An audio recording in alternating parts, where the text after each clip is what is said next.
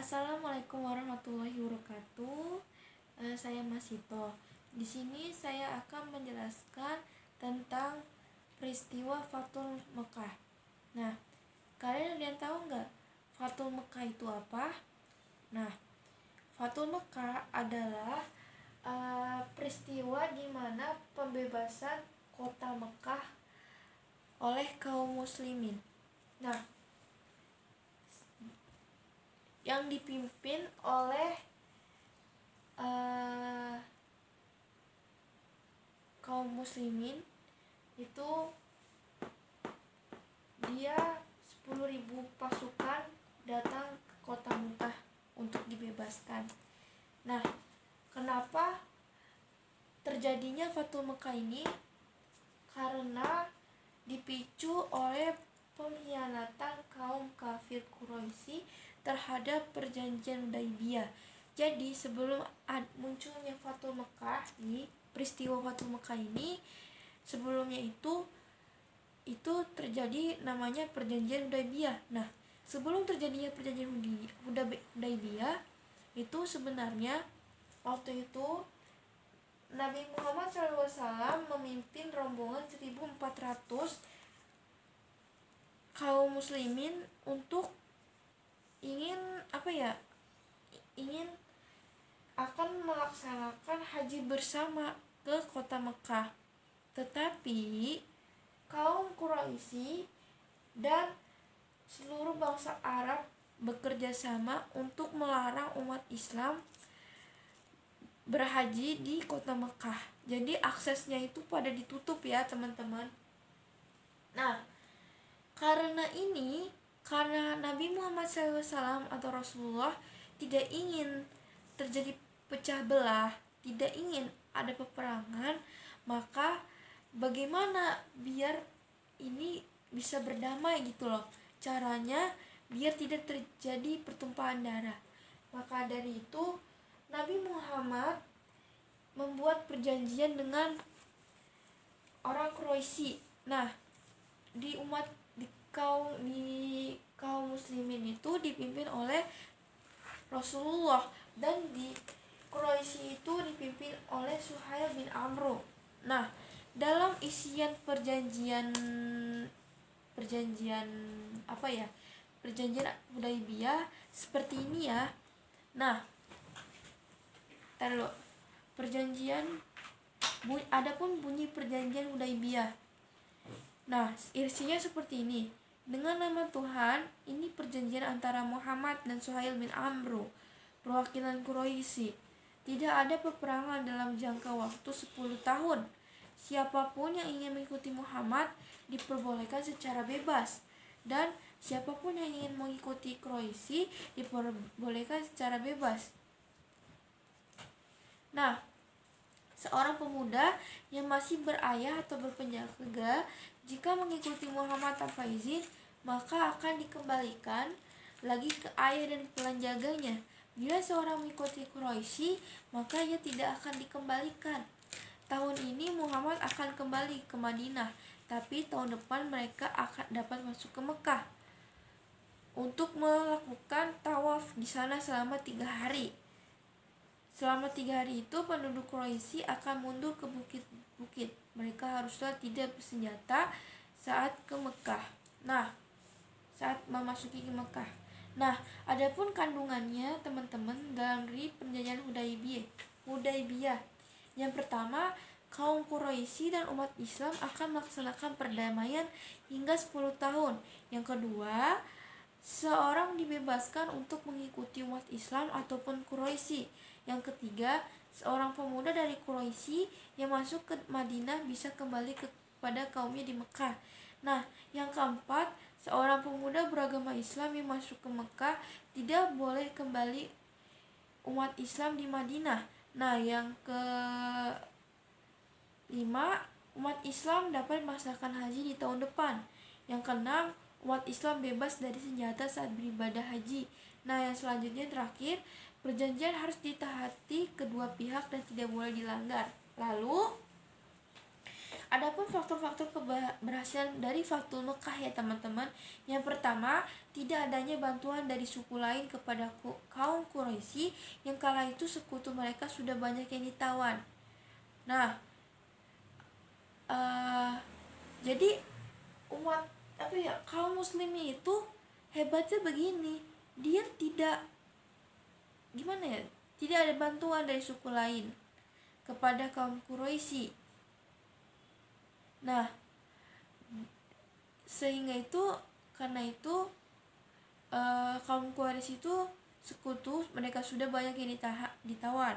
Yang kedua, umat Islam menguasai banyak wilayah di Arab. Nah, yang ketiga, tidak terdapat suku yang ingin membantu kaum Quraisy. Nah, sebab mereka telah bertaubat dan membantu umat Islam.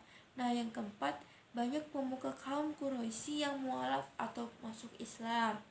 Nah, itu merupakan dari Fathul Mekah. Nah, pembahasan kedua kita yaitu wafatnya Nabi Muhammad SAW. Nah, kisah Nabi Muhammad SAW telah wafat, menimbulkan duka mendalam bagi para sahabat. Duka itu menyelimuti umat Islam di Madinah. Nah, pada Senin 12 Rabiul Awal tahun 11 Hijriah atau 8 Juli 632 Masehi, kurang lebih 1387 tahun yang lalu, Rasulullah SAW, sang penghulu Nabi dan Rasul itu mangkat di pangkuan istrinya, Aisyah radhiyallahu anha. Nah, kisah Nabi Muhammad saat wafat menimbulkan kesedihan mendalam bagi Umar bin Khattab juga Abu Bakar As-Siddiq. Nah, kisah Nabi Muhammad SAW saat wafat juga menimbulkan kesedihan mendalam bagi Bilal bin Rabah, sang muazin pertama. Nah, bahkan dia memutuskan berhenti menjadi muazin Rasul. Dia tidak kuasa menahan kesedihan ditinggal Rasulullah SAW. Setiap kali mengumandangkan azan sampai pada lafal asyhadu anna Muhammadan Rasulullah, tangisannya pecah dan hatinya bergetar. Tak sanggup menahan kesedihan, Bilal memutuskan meninggalkan Madinah. Nah, kisah Nabi Muhammad saat wafat dirasakan sebagai petir menyambar oleh para sahabat. Abu Hasan Ali Hasani An-Nadwi dalam Sirah Nabawiyah menuliskan, saat Rasulullah wafat adalah hari yang sangat gelap, menyedihkan, dan bencana bagi kaum muslimin. Anas dan Abu Said Al-Khudri mengatakan, pada hari Rasulullah SAW datang ke Madinah, bersinarlah segala sesuatu. Ketika beliau wafat, semuanya menjadi gelap. Setelah wafatnya Rasul, umat muslim dihadapkan kepada suatu krisis. Nah, krisisnya itu krisis konstitusional, di mana fungsi Rasul tidak dapat digantikan atau dialihkan kepada orang lain, karena fungsi Rasul merupakan hak prerogatif Allah, bukan wilayah kekuasaan manusia. Akan tetapi, sebagai kepala pemerintahan dan pemimpin masyarakat, posisi tersebut harus ada yang menggantikan.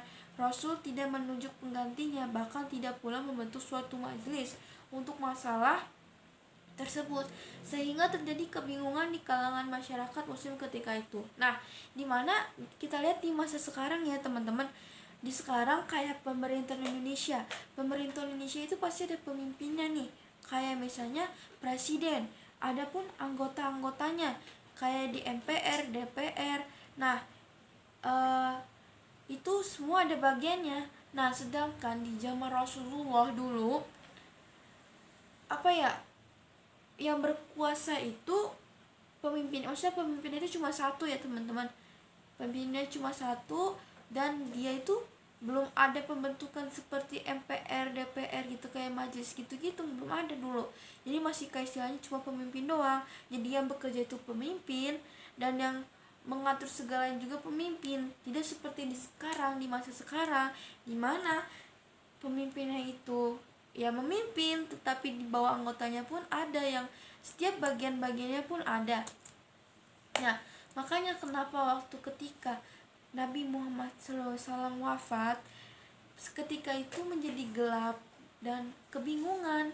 Kenapa umat muslim kebingungan? Dia bingung, siapa yang memimpin pemerintahan mereka sekarang? Maksudnya pemimpinnya nanti gimana? Gak ada yang menggantikannya, bingung. Terus Nabi Muhammad juga tidak menitipkan pesan.